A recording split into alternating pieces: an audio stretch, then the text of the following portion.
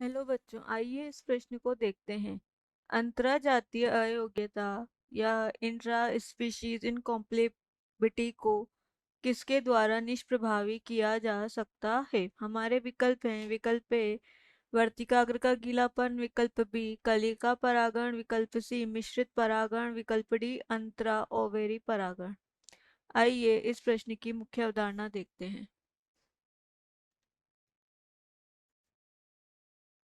इस प्रश्न में हमसे पूछा गया है अंतरजातीय अंतरजातीय अयोग्यता को कैसे निष्क्रिय किया जा सकता है या कैसे निष्क्रिय कर सकते हैं। आइए इस प्रश्न का हल देखते हैं। हम देखते हैं अंतरजातीय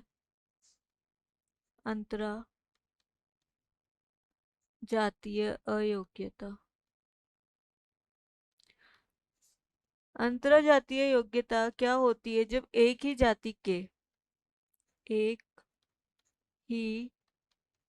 जाति के जो पादप होते हैं उनके जो पुष्प होते हैं, एक ही जाति के पादपों के मध्य होने वाला जो परागण होता है वह अंतरजातीय योग्यता या अंतरजातीय परागण कहलाता है। अंतरजातीय जो परागण होता है उसमें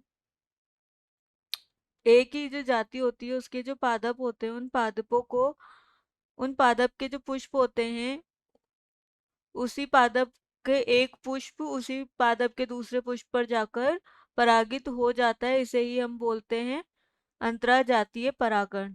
एक ही जाति के पादप क्या करते हैं? पुष्प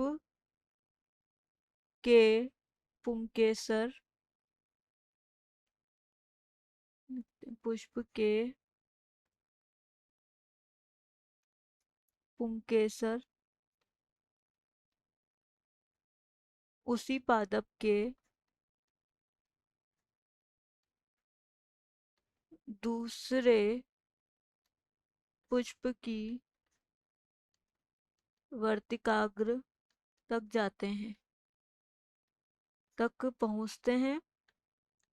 इसे ही बोलते हैं अंतरजातीय परागण। अंतरजातीय परागण इसे ही बोला जाता है अंतरजातीय परागण। अंतरजातीय परागण की जो क्रिया है वह क्यों होती है पादपों में?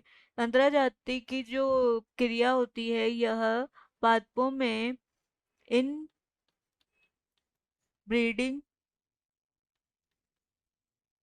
डिप्रेशन से बचाने के लिए इन ब्रीडिंग डिप्रेशन से पादपों को बचाने के लिए जो है अंतरजातीय परागण की क्रिया होती है। इससे क्या होंगे? पौधे कम स्वस्थ होंगे, उत्पादकता में कमी आएगी, उत्पादकता में कमी, उर्वरता में कमी,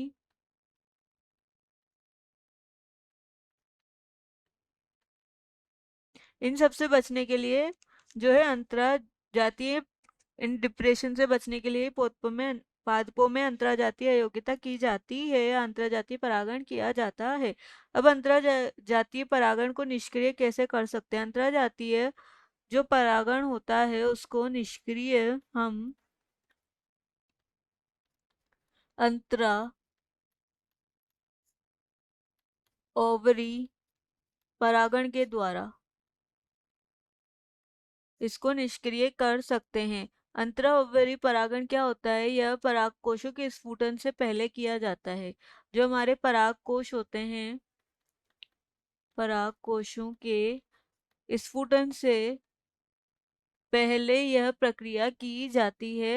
अंतराओवेरी परागण से क्या होता है? परागकोश डेhiscence जब नहीं होते उससे पहले किया जाता है, और जब परागण होते हैं उनको असेप्टिक कंडीशन दी जाती है, या जो पराग सड़न होती है,